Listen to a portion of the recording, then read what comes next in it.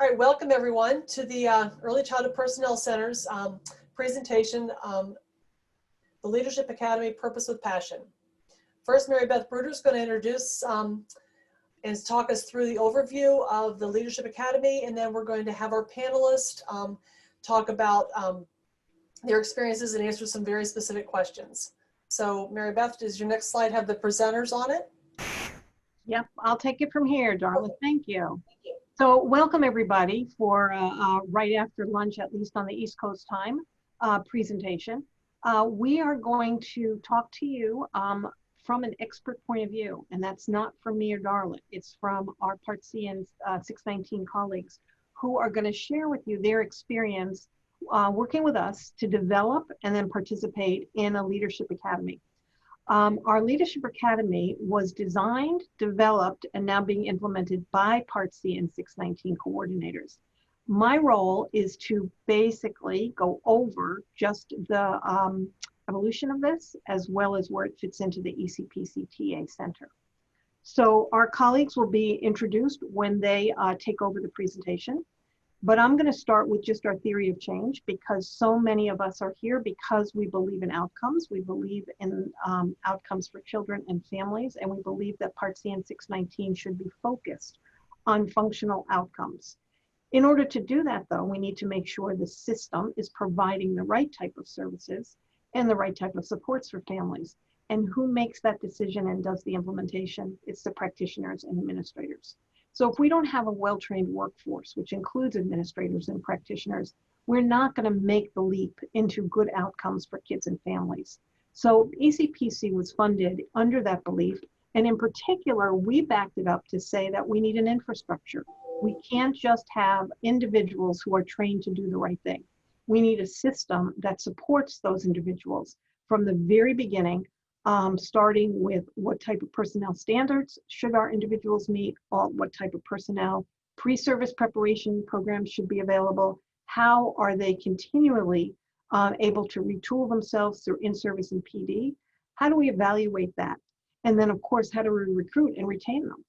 So we are going to spend time putting the context of leadership into this generalized CSPD model.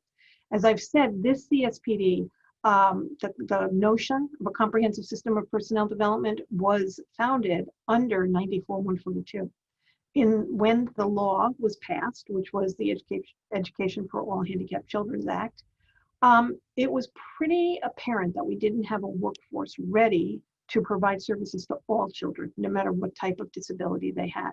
So a CSPD was required for every state to get money under what we now call IDEA. And it wasn't until 2004 when this was pulled out of the amendments. And as a result, we actually collected data under another project I had that showed that states were not continuing an infrastructure. And as a result, we saw training take a dive. And I dare say you could make the next assumption, which is our personnel were not provided with the most appropriate practices and training in those practices. So our model really does have leadership at the top because we believe so strongly in sustainability and coordination. It doesn't do us any good if we have one person who's running the whole state system unless they build coordination and how to sustain the system, not the person. We all know great programs that are run by really great people. We know great state systems that are run by really great people, but great people do leave. And then what happens to the system? So our whole notion is that we want to build a system that sustains. The ECPC is primarily giving TA in a number of different areas. Websites, materials, and tools. Specific populations are participating in very targeted training and TA. And then our intensive TA for state CSPD development is focused on this National and State Leadership Academy, as well as developing CSPDs in a number of states. We believe that this system approach is necessary and integral, and it's a quality indicator of an early childhood service system and the workforce. You cannot have a good pre-service program if there's nothing out there for a teacher or a therapist to continue to learn. You cannot have a good PD program if the foundations are not there. And you can't recruit and retain if you don't have a system. So the system notion is so important because we really feel it's an interdependent group of principles forming a unified whole. So as we moved forward, we were able to work with ECTA in their systems framework and develop the personnel framework. The personnel framework has our components of the CSPD. We have quality indicators, we have elements of quality, and we were able to assess all states, Part C and 619, in this assessment. The last time was 2.5 years ago. And it gave us a great baseline in terms of which states had really strong systems and which states were working towards a strong system. But what we all came back to is the fact that if we were going to build that state system, we needed to start at the top in that leadership. So as a result, our first 5 years of ECPC, we worked with state leadership teams. But then we all saw that there was a lot of competing priorities for state leadership teams. Almost every entity that's working with states has a state leadership team.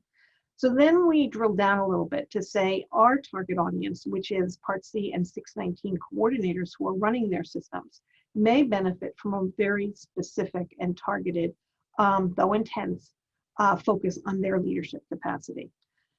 And it would be nice to just say, so we said it and it happened.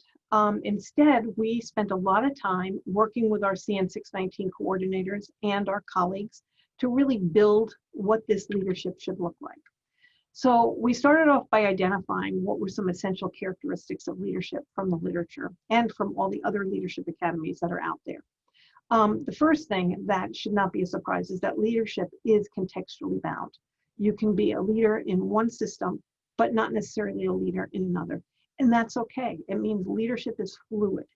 And again, it depends on what your definition of leadership is, which you'll hear a little bit from our expert colleagues in a little while. We do believe leadership skills can be learned. And again, we have a lot of ways that we can help teach. But more importantly, and this is where our CN 619 folks fall right in the middle, the harder the task, the more complex the process of leadership. These guys are in the middle of shifting sands.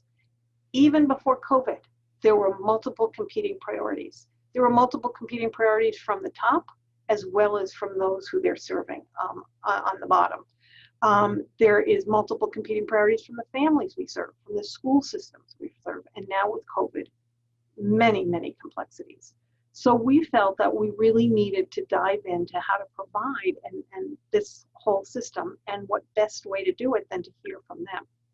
So we did a methodology that is very complex, but that's because the system is quite complex. And I'm obviously not going to give you the step-by-step in terms of what we did and what the data looked like. But we did scan the literature for different leadership types, and then a research synthesis was conducted by Carl Dunst and myself. And the research synthesis primarily provided a framework for us in terms of where to go forward. But most importantly, we did this with a participatory notion in mind. If this is going to sustain, it has to be developed by those who are going to participate in it. So we started with some think tanks, and we did 2 separate think tanks of Part C and 619 coordinators. One of our values is we do not separate kids of 3. So we make sure that our coordinators are working together, looking at a longitudinal system from birth to 5. We spent 3 days for each of these think tanks, and we had them start off by telling us a job description. What do they do, and what do they need to know to be able to do that? And after countless of walls covered with paper, because we put people in small groups and then they came together and they came to consensus, we refined and reduced. Every day we went back and refined and reduced into knowledge and skills by different levels and hierarchies. We then themed the statements into knowledge and skills categories, and then we translated them into competency statements twice. So after we did the first group, we took that back, and the second think tank almost started over again by refining again. So we really had this honed down.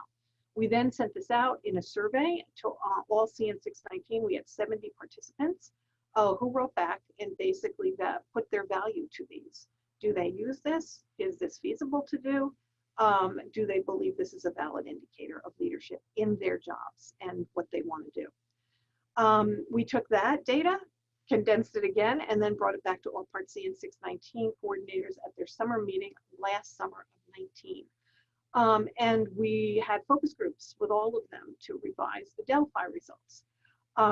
We then refined the competencies and sequenced them into levels, and the groups, both groups, Part C and 619, which were separated at the meeting, the OSEP meeting, all said they wanted another think tank to have another go at it. So we did another think tank. 17 states represented, and we had both Part C and 619. We broke into small groups, revised and refined it again. And then an indicator was developed for each. The indicators were used as a self-assessment with the C and 619 and the Intensive Leadership Academy. We call it our pilot year. We're piloting learning activities, and I'm the one who's going to tell you a little bit about that. And then we're going to be refining it yet again. What our outcome is going to be that this academy will live on because the content will be developed, measures will be developed, but we'll also have it for a self learning module on the website for ECPC for now. And people can go in and take the resources and do it on their own based on the competencies. So what are the competencies? First thing we had to do is make sure we have the right definitions because people bat around these definitions all the time. Standards are what you need to know and be able to do. And we ended up coming out with standards for leadership. An indicator is what we use to measure as a standard there. And the practice we wanted to pull out because people use practice back and forth. It's just the action of doing something. And we're not using that terminology, but we wanted people to understand it. And what we're really doing is the competency. Do the folks who go through this Leadership Academy demonstrate an ability or the skill to meet that standard? And they are doing that right now. So here's the framework. And the framework has levels and tiers. So even though this looks nice and simple, because I like simple, there's 166 knowledge and skill statements. My goal this year is that through these wonderful folks who are working with us, we will bring this down a little bit more manageable. When I show you the depth, you'll understand that it is not just busy work. It is things that our CN 619 folks do, which lets you know why sometimes it's an impossible task to be able to manage their job and then be a leader. So under the foundational skills, which is the first tier of our hierarchy, self-knowledge and growth, ethics and professionalism, laws, policy, and regs. Then we move into the programmatic or contextual leadership, pedagogy and early learning, stakeholder engagement and collaboration, and program implementation. So we get to the last hierarchy, strategic thinking and planning, influencing and leading others, and implementing and sustaining systems change. Now, we looked at a variety of different Leadership Academy content, both from birth to 8, birth to 5, special education, principal leadership, for principals, for superintendents, so that we weren't missing any context here. And we kind of did this walkthrough with that too. But more importantly to us, what our CN 619 folks also felt, which we felt, is many times when people go to a leadership training or they go to something about leadership, they jump to the 3rd tier. We're going to teach you how to strategically think and plan. We're going to teach you how to systems change. And there's a lot of foundation skills that many folks don't have because they've never spent the time really building that into a solid base and a solid foundation. And yes, we use a triangle to show how important the foundational skills are before you get to transformational. But the kinds of data that came out of, for example, under foundation, these 3, is we have multiple bullets that these are not the knowledge and skills, but this is what was the final that we turned into knowledge and skills. But you can see it starts with self-assessments and reflection to assess a number of things. Self-monitoring, professional development plan. Ethics and professionalism is knowing the ethics of professions, going in to communicate content in emerging state. Mentoring staff, laws, policies, demonstrates knowledge and understands the policymaking process. Under programmatic and contextual, we have, again, early developmental processes, evidence-based practices, and the professional growth of the workforce and how adults learn. Stakeholder engagement was communicating effectively, soliciting and using input the right way, and then being able to move forward to your staff and hire, supervise, and mentor staff. I'm not going through all these. Then our last one, which is, again, what everybody wants to jump to, because these are the kind of hot topics, vision, mission, and others understand them, how to build consensus, how to identify program and systems practices, how to influence and lead others, major leadership theories, identify leadership style, and then develop and implement strategic plans.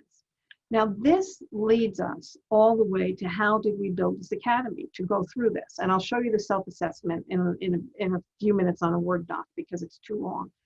But what we had going through most of the leadership work that's been done is a cohort model. We started out with 13 and we now have 11, split pretty evenly between Part C and 619 coordinators, mostly from different states. We have 2 states that have both C and 619. We use the self-assessment for self-direction, and that means to give a self-awareness. The first step of our foundation is self-awareness. So our folks who are participating with us were able to identify what they want to learn more about and what they feel they know about. We initially, before COVID, we had grand plans. We were going to meet quarterly and everybody was able to sign up for 3 days in Connecticut to do intense work, which is what we know it needs to happen. And then to have monthly group contacts and more frequent individual contacts.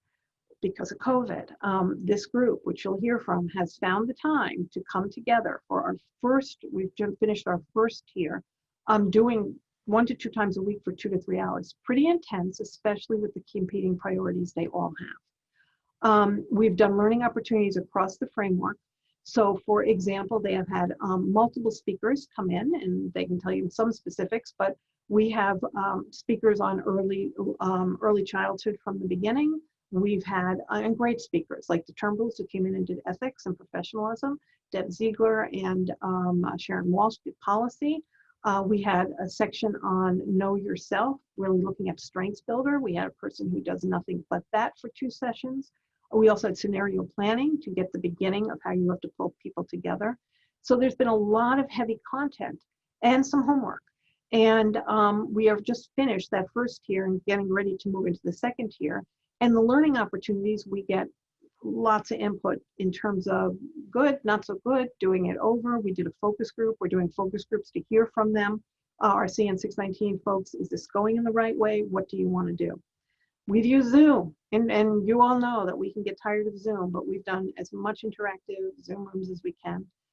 And we've recognized competing priorities. I think all of our frustrations is when you block off that time, there's an emergency that is going to happen a half an hour beforehand. And these are real emergencies under COVID. So we have had people having to manage, which means that this process of leadership has been very complex. As an example, and just to let you know how we use the self-assessment for self-direction, I told you each of those constructs that I did was turned into a knowledge and skills. So here's one, knowledgeable about leadership theories, application, and the context best used, such as situational leadership. Half and half. So that means we didn't spend a lot of time in class on that, but we'll be filling it in for those people who want to learn more about those. And we'll have a self-module that they can do. On the other hand, one that mostly people felt pretty confident about, effective and clear verbal and non-communication, we won't spend a lot of class time on that. Again, we'll have a module that people can pull to work on. But then when we look at something that everybody does want, it's how to promote leadership opportunities and support staff and other stakeholders to be leaders. So those are the kinds of things that are driving us, but more importantly, this is the people who are participating, their self-assessment. We're looking at measures of evaluation, and mainly we're right now under number 2, feasibility, validity, and relevance as we go through that. Each knowledge and skill, our individuals are coming up with how they're going to say whether it's done, and then we'll be developing benchmarks. So I'm going to end, except to tell you that everybody has one big project they have to do. And starting with this tier, everything will be really project-based learning. Their project will drive how we focus on pedagogy and early learning, how to develop the workforce, how to get stakeholder involvement, how to build communication systems. And here's examples of some projects. One is 2 states actually are pulling out core ECI system components, and they want to improve in their own state. Child Find is one, LRE is another. Two other states are looking at replicating and adapting the leadership committee academy at the state level. One of those is Connecticut, because we have some additional money to do that. And then two states are developing a statewide professional development system. We're taking everything from our CSPD benchmarks. So a development system is comprehensive for everybody. How do we build career ladders? How do we build registries? How do we offer training in a variety of ways? We know we're not doing new workshops, as much as we used to, thank goodness, because we know it doesn't always stick. And we want to make this stick, any new knowledge and skills. So we're looking at a variety of ways, including starting people off with what's their learning mode, because we all learn differently, and then allowing them to get their competencies through how they learn. So less energy in a statewide professional development system in terms of people standing up, and more in regard to helping people find self-efficacy in their own leadership in this case, but then as they learn new skills. So what I'm going to do real quick, is I am going to end the slideshow and move out of here, actually move what the self-assessment looks like, if I can do that without doing a whole lot of craziness. So the self-assessment is pretty comprehensive. And you can see that one of our goals is to find out what's minimal. But each one of these is broken down to what's appropriate for a knowledge base and what's appropriate for how people are going to, how are they going to demonstrate the ability to identify their own learning, work, and leadership style with the kind of assessments we provide, all the way down to their major big project, which they will then be able to demonstrate using implementation science, and all the things that we know a good leader needs if they're going to demonstrate systems change. So it's quite complex. I give kudos to 4 of our representatives. I can stop so you don't have to see all my email that's come in. And I'm going to turn it over to Darla, who is going to really present with our true experts. And I want to thank them both before and after for not only taking the time to work with us on this, but being able to demonstrate to you all what's important to them, because it is an individualized curriculum too. Great, thank you so much, Mary Beth, for that great overview.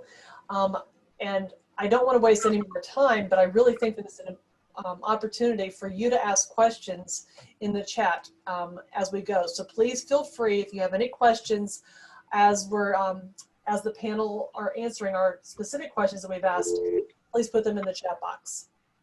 So with further ado, I'm just going to introduce, first off, myself. I'm Darla Gundler. I'm one of the associate directors of ECPC. And it's my privilege to be able to introduce these 4 amazing women to you that are part of our Leadership Academy. Just so you know, we have 13 coordinators that began with us, and then we are at 12 coordinators right now, and it's a nice mix of the Part C and 619, so it's not heavy on one side, it's actually very even. So, and these 4 women agreed to present with us today. So I'm going to introduce their names, and they're going to tell you a little bit about what their roles are in their states. So Alicia. Hello, my name is Alicia Amundsen, and I work in the Arizona Part C program. My role is actually CSPD coordinator, and I'm also acting as a Part C coordinator in the interim right now. Great, thank you. Jen? Hi, my name is Jen Kaufman. I am the Part C coordinator for Rhode Island. Thank you. Susie? Good morning, everybody. I'm the 619 coordinator in Arizona. I work in the Arizona Department of Education. Great, thank you. Sue? Hi, and I'm Sue Thomas. I'm the 619 coordinator in Minnesota, and like Alicia, I also lead the CSPD work for Minnesota. Great, thank you so much. So we have 4 questions, and we're going to ask each one of you to answer each question in its fullness. So what is your definition of leadership? And Jen, you're first up. Thank you. Well, when I was thinking about how to respond to this question, I decided to look up some quotes to help me define it. And I found one that really struck me, and it's by John Quincy Adams, and it said, "If your actions inspire others to dream more, learn more, do more, and become more, then you are a leader." And this resonated with me because I feel that leadership is more than just leading the masses to a common goal. I try to live these words myself. I like to dream more. You can ask my staff. I always am trying to learn more, and I'm always trying to become more. And I also think that if I'm striving toward these things, then hopefully the people that I lead will want to do the same. And also in thinking about these words, I also feel like I have a responsibility to provide opportunities for others in our system to do those same things, to dream, to learn, to do, and to become more. Great, thank you. Thank you. Susie, same question. What is your definition of leadership? You're on mute, Susie.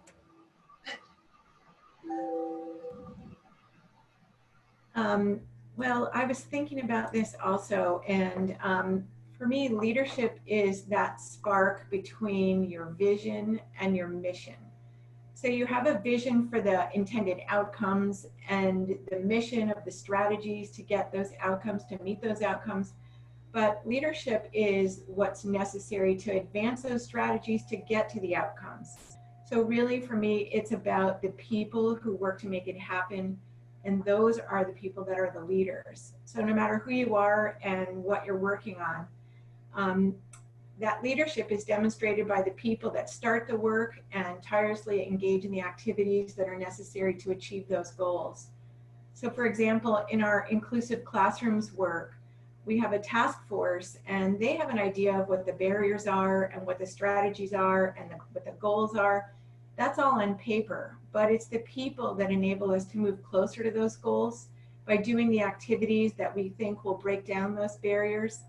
So leadership to me is about inspiring and supporting the people who take action and work together. Great, thank you so much. Alicia, what is your definition of leadership? So as Jen said at the beginning, I also really feel strongly that leaders are really crucial and critical to setting the tone with the team and allowing others to fulfill their roles and grow and expand.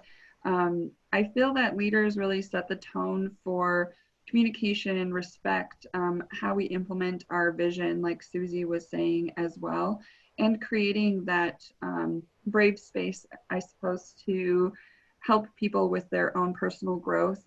Leadership also goes beyond the quote unquote title.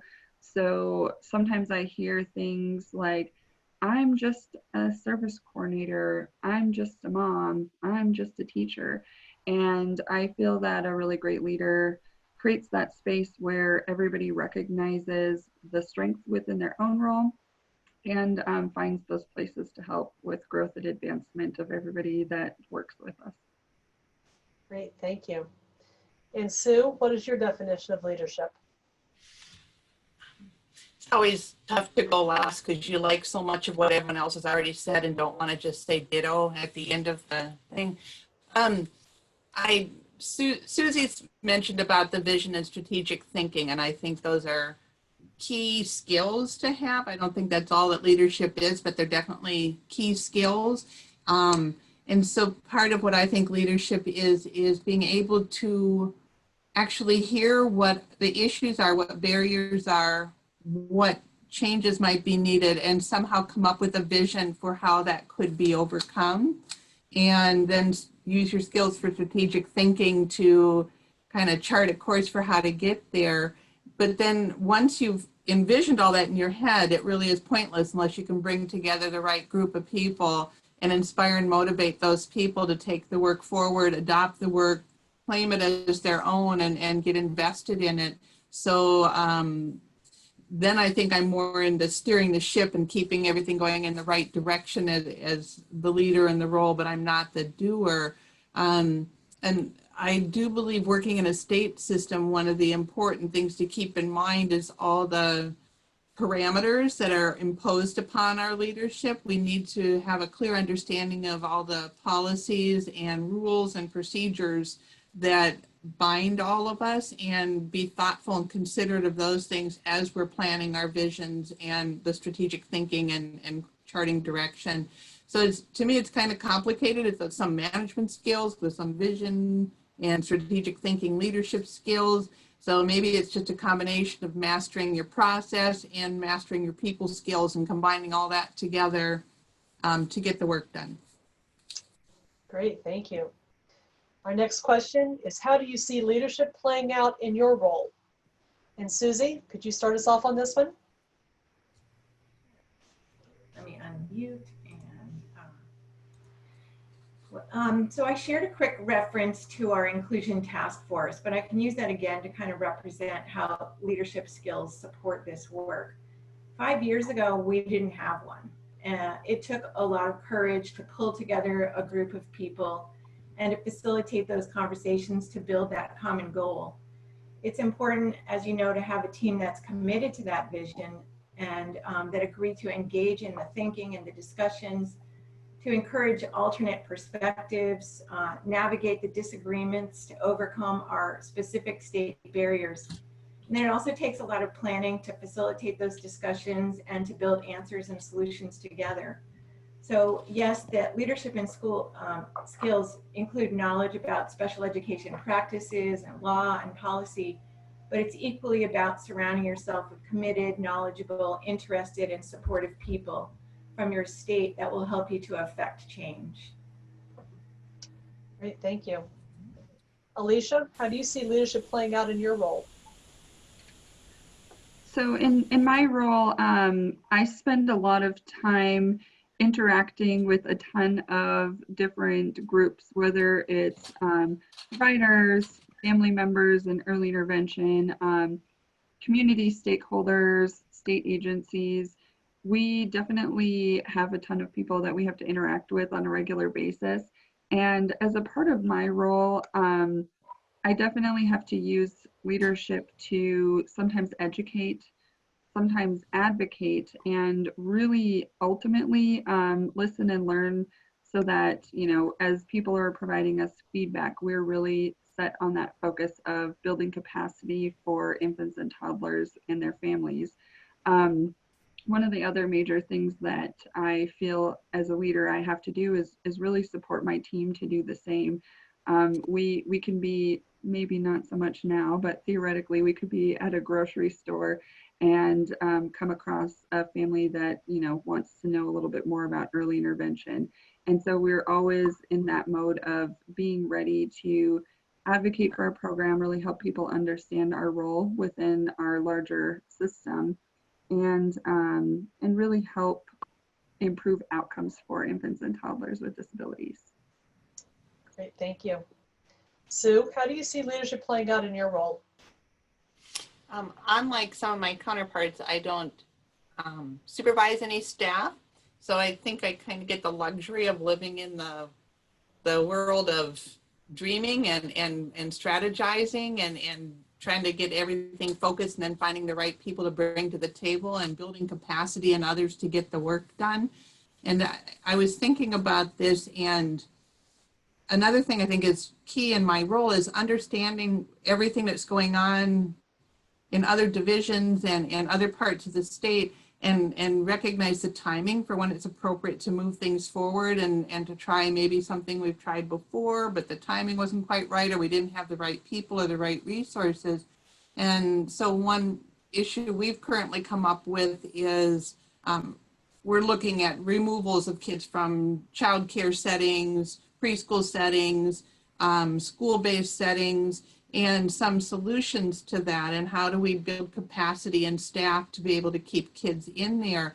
And we've been implementing some of the pyramid model sites across our state, and this seemed like an ideal time to push those concepts forward, as we're also working on developing our incident reporting system to be more responsive to the language and the developmental abilities of our preschoolers.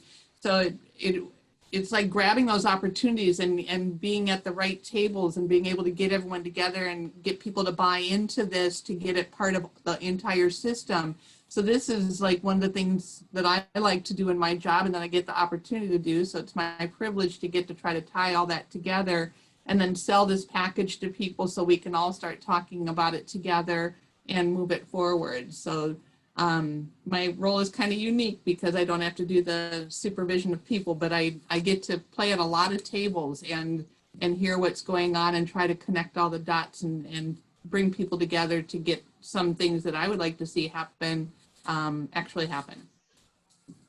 Great, thank you. How do you see leadership playing out in your role, Jen? Well, I think that as a leader in my role, I feel like I'm really dependent on the involvement and the engagement and the input of stakeholders, similar to what Alicia was talking about. And that's at all levels. So from your state staff to the direct care workers, to the families and everybody in between. And I say this because without this mindset, I'm sort of just going rogue and doing whatever I think needs to get done, when really a better way is to make sure we're involving stakeholders to really investigate and find out where the efforts and resources need to be. And I think this can be accomplished. I think there's 3 things that I probably do to get this accomplished. And one, and I think very most importantly, is to build relationships. And I build relationships with my direct staff, with each individual early intervention program, with key stakeholders. And this has really helped to get everybody on board when we need to make changes and move any work forward. Because ultimately we want to ensure that our families and children have all the services and support that they need and deserve. And another thing that I do to try to achieve this is I think that involving stakeholders in the analysis of the data helps our community to understand why decisions are being made and possibly help maybe we get more buy-in because they all had a part in that data-driven decision making. And finally, I think that really good communication is needed in both directions. Open, honest, frequent communication, I think, allows for everyone involved to know what's going to happen and what's going to change, when it's going to change, and how it will happen.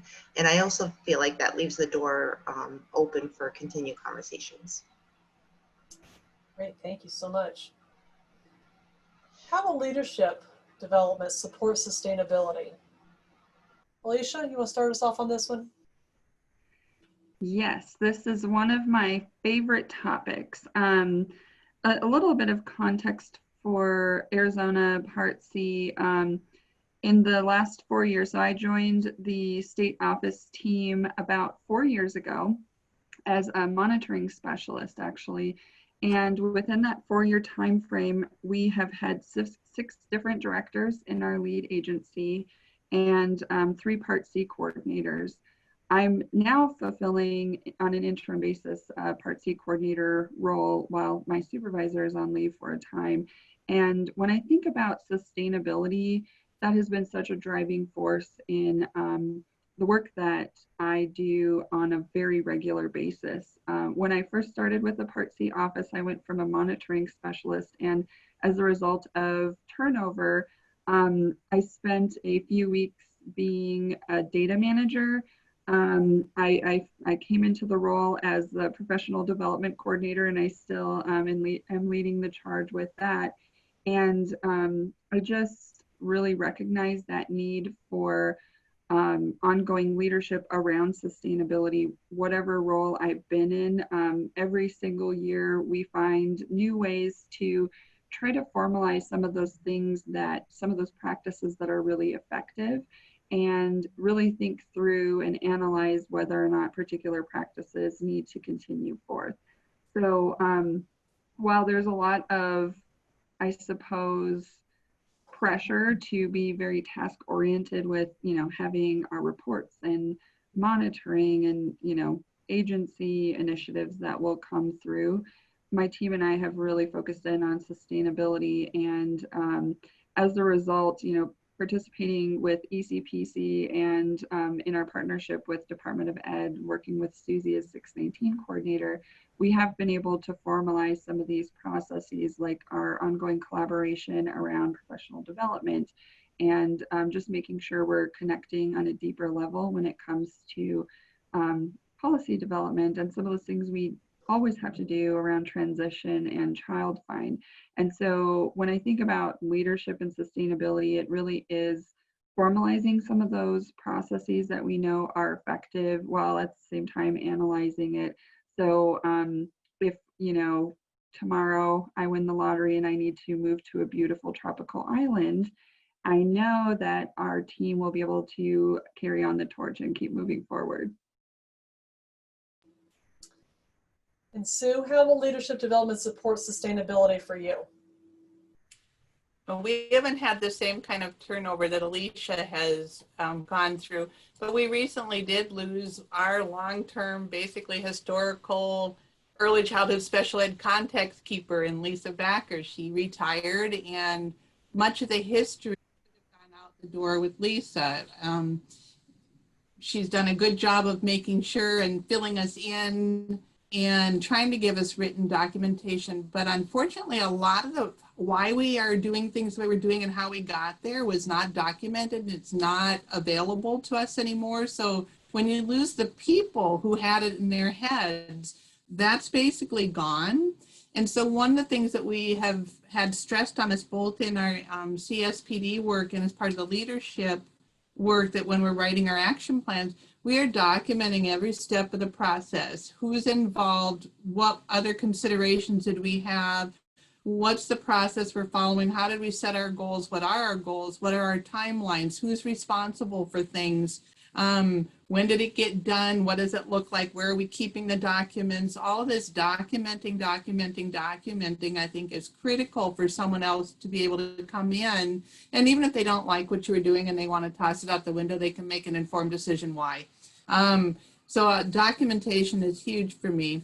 And then collaboration, the more people we bring to the table. This was really played out with the huge stakeholder meeting we had when we were developing our action plan for our CSPD work, and we brought so many people to the table. We have more buy-in from other agencies, from parent partners, from advocates, because they got to come in at the beginning and be part of this process and set our direction. So that collaboration builds in partners who are going to want to keep the work going. They have buy-in from the start, and they're going to want to keep it going. And then we're also working really hard on ensuring that our goals tie into the vision mission of our, not just our agency, but our partnering agencies, and everything fits within the system requirements. So we aren't in conflict with anything that will put an abrupt end to what we're doing. It can flow seamlessly into other parts of the system and other processes. And it's another way to really help ensure that it could have longevity. It's not just one group benefiting from something and it only fits within this one context. It works across programming for children, both horizontally and vertically aligned to other work that's going on. And then an opportunity that we've had come up is that's going to plays into this is having the right people at the table for our CSPD work. We're now having an opportunity to tie our ECSE licensure to the brand new early intervention, early childhood special ed standards, national standards. And that just happened because we've had all these discussions going and started the conversation early, and now we're in at the right time. And if we get something like that in place, that's definitely going to outlive any of our commitment and time working in our position. So just bringing the right people to the table and mapping everything out the best you can. Really put it down in writing and make sure it's available. It's not just on my computer, it's somewhere everyone else can see it. But keep people involved and keep people informed. Great, thank you. Jen, how will leadership development support sustainability for you? Well, I was thinking about this and thinking about my career path and early intervention. I have worked as a service coordinator, became a supervisor, then a director of an EI program, and now the Part C coordinator. And I was thinking about, well, what made me do that? What motivated me to do that? So, and I think that a way to support sustainability, I think, like in my situation, is that we need to grow and nurture leaders from within our system. And when thinking about retaining our high quality staff, this idea might give staff more of a reason to invest further into this career, want to take on new challenges, and hopefully want to be a part of the future of our EI system. And I know I'm not going to be around forever, just like the person who had this job before me. So, and maybe in order to do this, we need a solid and invested professional workforce and stakeholder group with the capacity for leadership in our state to provide the strong foundation to continue the work. And one way maybe to achieve this sustainability is to have a really solid statewide leadership development plan. So how are we going to do it? And in this plan, I'm thinking that it should be very thoughtful and mindful of the needs of the current workforce, but also thinking into the future. What are the needs going to be several years from now? And part of the plan, I feel, should be mindful to provide small opportunities for people to participate in activities that build their skills, and not just trainings, although those are very important, but real life opportunities to practice these skills. And thinking about activities such as leading a small project in your agency, or running a staff meeting, becoming a mentor to a new staff, supervising students from local colleges, actively participating in a state work group. Because not everybody is ready or even cut out for a full-blown leadership type position like a director or a Part C coordinator, but I think there's a lot of different opportunities that we can give people. And maybe giving them this challenge and the support will help keep more high-quality staff in our system. Great, thank you, Jen. Susie, how will leadership development support sustainability for you?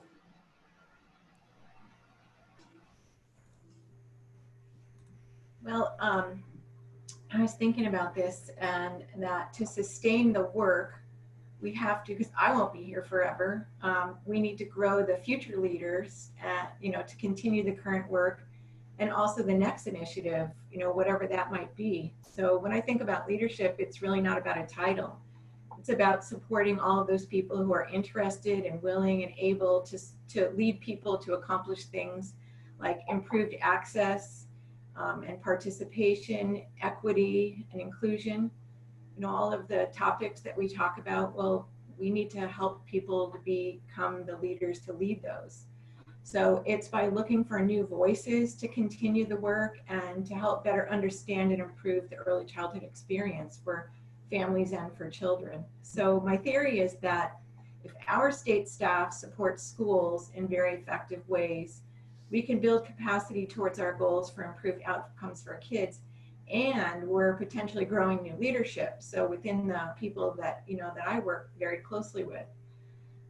It's also about pushing yourself to think in new ways and to listen to other people. So for example, in terms of equity, I recently had a professor at a local university call and ask about getting help placing new teachers from their certification program into student teaching opportunities. And so rather than provide the usual, well, here's the school districts that usually take the student teachers, because of the Leadership Institute, I'm rethinking how to ensure that there's more equity in getting new practitioners into schools that are consistently unable to fill positions. And so really expanding my thinking about equity are part of some of those leadership skills that, that maybe aren't there already, but that we all develop no matter who we are. Great, thank you. Now we're going to switch to a different question. How does your action plan tie to a component of the Comprehensive System Personnel Development, or CSPD? Sue, can you start us off? I sure can. Thanks, Darla. My action plan for the Leadership Academy is focused on a statewide professional development system. and it kind of ties into what I mentioned about the pyramid model work earlier, and looking at every location where our kids are spending their time and what qualifications can we consistently get across the board to help our kids be successful once they reach school age. And we're also looking at this as part of a connection to our change in our program monitoring that's going to be more about results rather than strict compliance. And we'd like to be able to, when we're discussing with that division in our agency, we'd like to be able to offer some quality professional development that would go along with any areas of weakness that were identified through the program monitoring process. And we're looking at everything that's currently available, trying to fill the gaps for what's not there. And we start all this with the framework in mind of what is available at pre-service, what are the requirements people are coming out of school knowing, and what gaps should we fill during in-service. So we're combining those two parts of our CSPD work primarily when we're thinking of this work. And then in addition, with this new opportunity to work on the ECSE teacher licensure rule and pairing that with the national standards, this would align, this just directly impacts the entire CSPD about well-qualified workforce. And if we're looking at there, we're touching every single part of this. We're looking at pre-service and how would that align with the licensure requirements and the national standards. And we're looking at in-service. What would we provide to people already in the field to get them up to speed with everything that would become a new requirement? And how do we keep people current with what's going on, which is an issue we've really noticed during COVID, is that there's gaps in competencies and skills that we weren't even thinking of before we all had to go virtual and change the way we've done business for generations. And so just looking at all that with a fresh lens and thinking of what should pre-service and in-service look like to have a well-qualified workforce.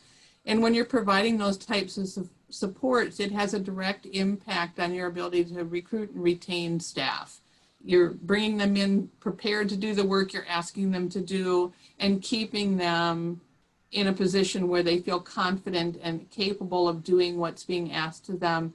And we'd also like to build in an evaluation component with this, where we would come up with a system of ongoing measurement to go along with, as we have new requirements for our teachers, are we seeing a change in outcomes for our children and families based on matching those national standards or pairing to those national standards, and changing the way we think about the qualifications of a well-qualified workforce? And are we changing our ability to impact positively on child and family outcomes based on that? So hopefully we're hitting the whole thing in one big punch. Great, thank you so much. So the how does your action plan tie to a component of the CSPD, Jen? Well, my action plan as part of the Leadership Academy is to develop a clear leadership development plan for our state. And this ties into actually several components of a CSPD system, involving in-service training, personnel standards, retention, and that leadership sustainability piece as well. So this need, idea, dream is based on the data from an early childhood workforce needs assessment that was actually conducted by our state last year through a PDG grant. And what we learned about our early intervention staff, first of all, it was awesome that they included our early intervention staff. What we learned is that they love their job. They love the people that they work with. They love what they're doing. They love the families. They love the kids. They love the work. However, interestingly, 60% of those people who just said that they love their job had actually looked for another job in the previous 6 months of filling out that survey, which was really surprising to us and eye-opening. A couple of their themes in the comments was that we learned is that there really weren't many opportunities, or we don't have a lot of opportunities for direct care staff to sort of move up in our world or try new things within our early intervention world. We provide some opportunities for people to take on responsibility, as I was talking about in the last question. But I would like to just see this more formalized with the addition of maybe a state leadership academy, similar to what we're doing nationally, but tone it down to the state. In addition, I think that part of the plan, I would like to take a look at our staffing structure within our early intervention programs and see if there are ways that we could build levels of early interventionists so that maybe tie it to some monetary incentives, just to give some people somewhere to go, somewhere to move up. We have a lot of seasoned direct care staff who I think are ready for the next level of professional development. And so I'm hoping that my action plan will help to meet those needs. Great, thank you. Susie, can you share with us how your action plan ties to a component of the CSPD, please? And you're on mute, sorry. It sounds like a lot of us are talking about in-service professional development, and similarly, we are too. It's one of the components of that comprehensive system of personnel development. So right now, I'm focusing on state-level staff leadership skills so that when they go out and work with local district leaders, we can have those models of support in our work to improve results for kids. So our small staff works regionally and locally to support 200 school district programs on their caseloads, and then they're also divided up into 5 regions. So for us, having a system of database decision making by having data to share with them, ways to support practitioners to arrive at hypotheses for why the data is saying what it's saying, and identify evidence-based practices that could help them improve those situations. That creates that system or framework that will result in targeted in-service support and training. We're working to support programs through that regional approach, and our state staff help groups to get to know each other, share challenges and strategies and skills, and then these schools and the regions benefit from supporting them in their individual and regional issues with professional development and technical assistance. So putting that system together relies on many of the leadership skills, to have a system of PD. Great, thank you so much.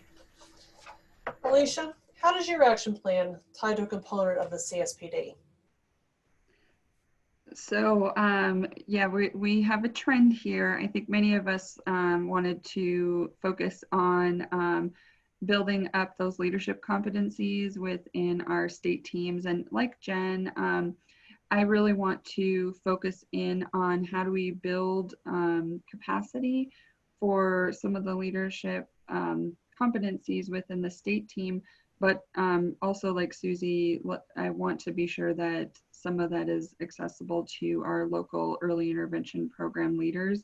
For me, I always will have that lens of sustainability and really retention, right? So we need to have that opportunity for us to focus in on building competencies, promoting professional growth within our state leadership team, as well as our local program leaders.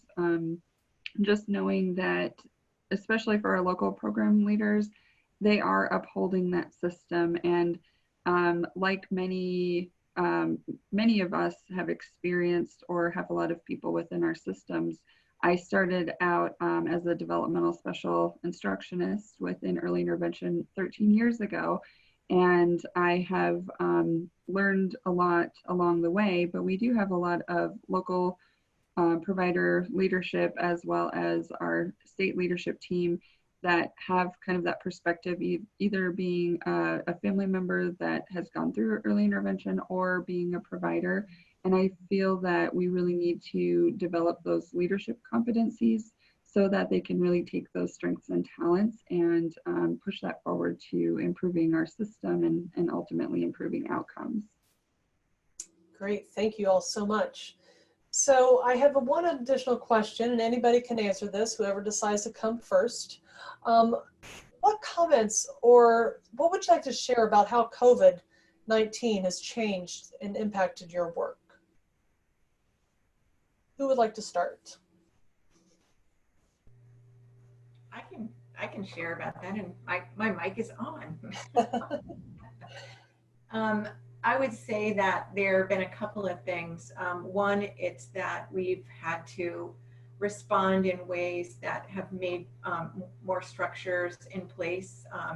We have office hours now where we didn't have office hours before. We have more, you know, within our state team, we have more meetings together to make sure that we are all staying connected. Whereas before we might have, you know, talked with each other at our desks, but now we're, you know, having to have more meetings. But I think also by having those additional conversations, we can target in on more on looking at what the challenges and the needs are, and then we're able to then respond better. So I think having more opportunity to connect for specific reasons has improved some of our supports and services. Thank you. Alicia? So we had this session yesterday, and I don't think I gave the most glaring example of how COVID has impacted, but I think, Sue, you talked about it a little bit, and I'm going to echo that this has really given us an opportunity to reflect on how things were and where we are really going. So when we think about our interpretation of the regs, how do we implement within a state system? And knowing that COVID has given us a wonderful opportunity to be flexible and creative, we've been able to take a look at systems that have been in place for years, and we might not have had an opportunity to impact change because of how sometimes systems change can take some time. And I just want to share, I'm very proud of the work that we've done with our CSPD group. Throughout the COVID response, our leadership team still continued to meet weekly. We still had our subcomponent groups meeting on a monthly basis. And I think that a really critical, you know, we just have so much passion within all of our teams. But I also think that was really critical to have that system in place before COVID, because it allowed us to collaborate across agencies. It allowed us to understand perspectives of what was happening in higher ed, what's happening in childcare, Head Start, and really effectively coordinate and make sure that we're connected and continuing to keep those siloed walls down as much as possible, where the instinct, I think, for a lot of people in a crisis is to kind of, you know, go within and go to what you know. And we were able to really maintain that connection across the board with our team. So I'm really grateful for that as an opportunity. I think many of us know the amount of stress and work and sleepless nights that have gone into our response to COVID, how we're, you know, trying to make sure that there weren't gaps in services for families and that everybody has relatively equitable access from a technology perspective. All of those things still are happening, but I'm really grateful that we were able to continue forward with some of our CSPD work, because that helped us, you know, leverage things that were happening in other realms that we could pull into our Part C response, or provide resources that had come out, you know, from other organizations. So we didn't have to reinvent the wheel, because we all know we do not have time for that, any of us. So I'm really grateful for that part of it, even though, like I said, there were a lot of sleepless nights and still continue to be at times. So I've learned some things through this COVID. I think that one thing that was something that was really great that we were able to learn is that telehealth works really well for EI for most families, and it's a really good complement for coaching. So that was a real positive. And, you know, and kind of echoing what other people have said, is that that's an opportunity. Like, how can we use that even when all this COVID is over and we can see families again? You know, where's the place for telehealth in our system? And I think there is a really nice place for it. I think that we've had a realization for the need for a completely statewide electronic health record for early intervention. The challenge of dealing with paper has really, I'm just going to say it's been a challenge, but also out of this is I'm just really proud, like Alicia said, of Rhode Island, we're very small. We have 9 early intervention programs, but the relationship that's been built between all the directors and the staff and our TA center people and our parent groups, like just the relationship and the collaboration and the dedication to making sure that families are getting served has been really phenomenal. And I guess it's taught me that we really can do what we put our minds to, and we did it rather quickly, which was awesome as well. Anyway, I'm just really proud of the work that people in our state have done. Great, thank you. Sue? There's so many things that have changed because of this, and I guess I see most of it as gifts, and I almost dread saying that. I would never wish this pandemic on anyone, but I've never seen, and I've been in the field way too long, I think, but I've never seen such a fast, responsive change to circumstances that I've seen during this. And in our agency, the first real indicator was the quickness and level of collaboration to get policies in place to move us forward starting in March. I'd never seen anything like that. The amount of collaboration, the time we were willing to put into it, how fast we could come to an agreement on things that used to take years for us to agree on. Suddenly we could do it in 2 days with, a few conversations with the right people at the table because we knew we had to act fast and get something out there. So that collaboration is continuing. We've been doing things with partners we've never collaborated with before. And it was mentioned, I think it might have been Susie mentioned, even our community partners, we've had to be mindful of loss in childcare and think about those impacts on our families and other practical things that we haven't had to think about before now become considerations when we're talking about what things should look like for our early intervention services. And then that brings me to pushing up things that used to be considered mostly our Part C, how we did things within routines and really involved the families. And, that was a huge component of C, but we seem to cut it off the minute our children turn 3. And all of a sudden it's all more about the school-based and the interventionist is the teacher now, it's not the parent. But when the kids are at home and you're coaching them to work with the kids and you're not providing curriculum, we're bringing our Part C things up higher, which I would love to see more of our family engagement and routines-based instruction pushed higher. And that's happening right now. And it's just because of COVID, we're suddenly saying, well, that works. And we have more involvement now with our families and we're building capacity in parents in a way we never have before. So that is to me a takeaway. I hope we hang on to some of that and see the quality that brings into our programming, not just for Part C, but for our Part B kids. I heard equity mentioned, and I have to say this whole pandemic has really put a spotlight on areas of equity and areas where we haven't addressed it, from the hot spots for laptops and having devices and having consistent childcare so you can actually participate in other opportunities and the education. Do we have things, interpreters for families who need it when we're doing this through virtual means? Do parents who struggle more with virtual platforms, are we asking too much when we let every teacher decide which platform they want and have their own logon and password and we expect families to learn all that? Is that equity? When some families that's not a problem, but for others that's a barrier. And we have to stop and think about more than just what we thought of equity as before. I think it's become bigger and we're looking at it a little bit differently and across more of our services and our supports.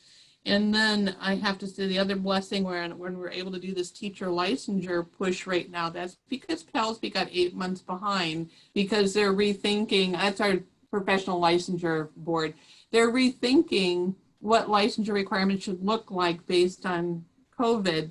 So it kind of gave us the window to catch up again because we thought we had lost a whole bunch of time due to our restructuring for COVID, but they simultaneously were slowing the process down. So we get a window of opportunity we might not have had if it wasn't for all of this. And I think the thoughtfulness of considering what COVID looked like to our professionals working with kids and how this impacted their confidence in their ability to do the work it couldn't have come at a better time. We really need to be thoughtful of that and take that forward. So this has changed, like in my mind, almost everything about how we've been doing things. That's a potential to change everything. And I hope we take it as an opportunity to really see if we can do things better across the board. Great, thank you so much. Any participants have any questions for any of the panelists?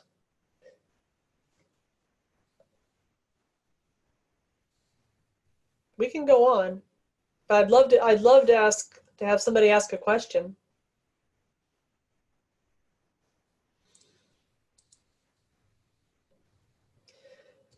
So I have a question for you, and this is one I didn't share with you ahead of time.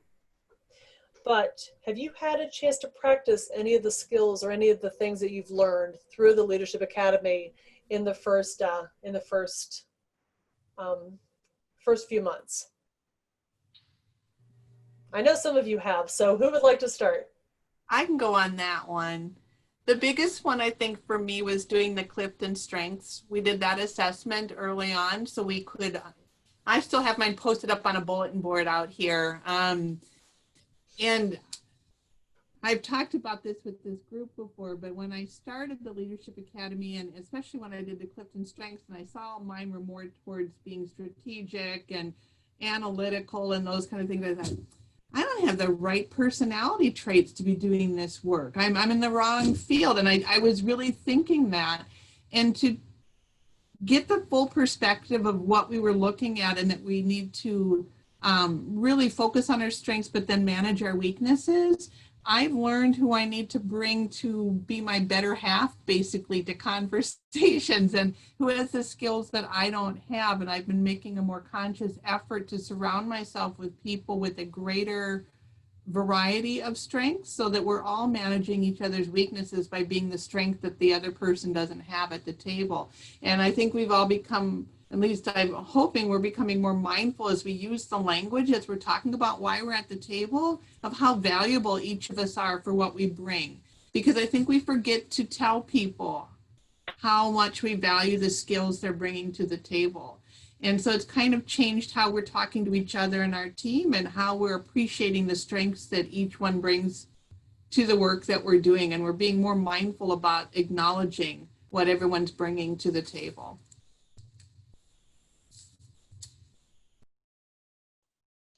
I would echo that for sure, Sue. I think I've always had a similar approach that, oh, you know, maybe I'm not enough of this, or that's not really my personality. But when I really think about the talents that I have, the strengths that I have, and how I use that, it's actually opened a lot of doors. And I feel like it was really great timing because, you know, like many states, we're facing a new legislative session where there's a lot of unknowns in terms of future budget. But prior to COVID, we actually were able to turn our program around from a fiscal perspective, and we have a surplus in the Part C program. We recently had a transition into a different section of our lead agency, and so I've had to really hone in on my strengths to bring that advocacy forward, educate a lot of people that have very little knowledge on Part C, and advocate for what our program needs to be successful. And in the past, I might have thought, oh, you know, I'm not like, I'm going to give an example. I'm not like a Dev Ziegler. I can't do all of this lobbying and all of those other things, but I don't have to be. I do have my own pathway for accomplishing that. And a lot of the foundational conversations we had, you know, between the foundations of IDEA and how we can, you know, formulate policy objectives and giving an elevator speech, a lot of that has come in very useful when I have 15 minutes to convince leadership that we should take a particular pathway. So that's been something that has been really critical for me in particularly the last few weeks as a lot of decisions are being made. And I find that using my strengths and recognizing that, but with some of the other foundational knowledge, I've been invited to sit at the table, whereas I don't think Part C coordinators or AZIP staff members have been invited to those tables in the past. So I'm really grateful for that part, and we're only in foundational, so I'm excited to see what we're doing next. Great, thank you. Jen, do you want to share? Sure. So first of all, I think the Leadership Academy has been great because what I say to people is I'm the only one that does my job in the state, so I don't have any like pals to hang out with and talk shop really. So it's been really nice just to even get together with people who have this role in other states. So that in itself has been valuable, and I feel like I could contact anybody to say, hey, what do you do for this? And so that's been really good. But I think one of the things that I've really enjoyed, other than the self-assessment that Sue was speaking of, is actually the scenario planning. And it's coming in, I haven't actually completed one yet, but we were just talking at our staff meeting this morning that we should do that for the different stages. Well, what if COVID goes away? What would our world look like? And what if we have an uptick? Or what if we are doing better? You know, because as far as doing in-person visits and kind of mapping that out. And that we're going to start doing that. But I wouldn't have thought to do it that way, to have a plan for each scenario ahead of time, so that when you get to that step, you're not fumbling around, what do we do, what do we do? So other than what everybody else has said, I think that was a tool that I'm beginning to implement. Great, thank you. Susie, was there anything in particular that you'd like to share? And you're on mute, sorry. I kind of forgot the question, but I was thinking that it was, you know, like what have we benefited from or experienced as a result of the Leadership Academy? And I would say that I would agree the Strengths Finder contributed a lot, and that also the opportunity to kind of lay out a strategic plan, an action plan for what we thought would be good to accomplish in terms of, you know, mapping it out and really having some action steps that, and then having the feedback from the group to be able to, you know, for them to say, well, what about this? You know, kind of questioning what you're, like Jennifer, I don't have a lot of people that I interact with or understand early childhood and early childhood special education and all of the different groups that we work with. And, you know, there's so many opportunities to do work in so many areas. Having the opportunity to narrow it down and to be really focused about an approach was really helpful. And so I thought that was one aspect of it. And it was very timely too, because our unit was shifted into another department in our agency. And so for the first time, I became actually responsible for the you know, the direction that we were going and the staff that were under me. And so really getting to learn some new skills and some ways to think about the work that we're doing was extremely helpful.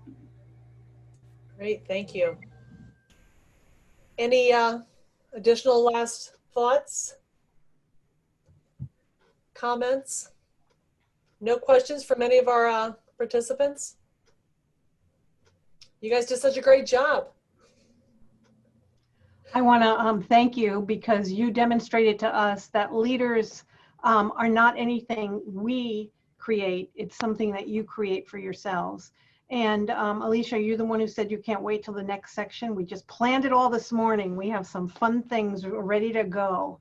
So we're very excited because we'll be focusing in on pedagogy and early learning and early development, workforce development, then looking at building communities, such as stakeholder involvement and communication. Also looking at programmatic aspects such as supervision and mentoring staff, creating coalitions, and our wonderful fiscal piece on how to make sure that we have the infrastructure in place to move forward into our last tier of systems change. So I thank you, as usual. You guys blow me away with your insight and where you're going. So we thank you for giving us the privilege of working with you as we built this curriculum. I use that word loosely because we're not there yet. But as we learn from you about what is most useful for you as you navigate, in this sense, uncharted waters, but even when I think one of you said, if COVID goes away, how we continue to build systems for kids and families that work. Thank you so much. So please remember to complete the evaluation in the app. All of the sessions have evaluations, so please remember to do that. And I'd like to thank all of our presenters, our panelists today. You guys are awesome. And you guys— we'll be one thing, we are recruiting for another cohort this spring. So if anybody's interested, let us know. Yeah, I see a few names on here that I'd love to see part of our next cohort. And is that Alan who helped build this curriculum? So we thank him. It is. Yes. And Alice too is here. And Alice and Cal. Alice, I thank her every time I see her. Thank you so much, Alice. You know. No pressure. Great. Okay, well, thank you all so much, and you guys have a great rest of your day.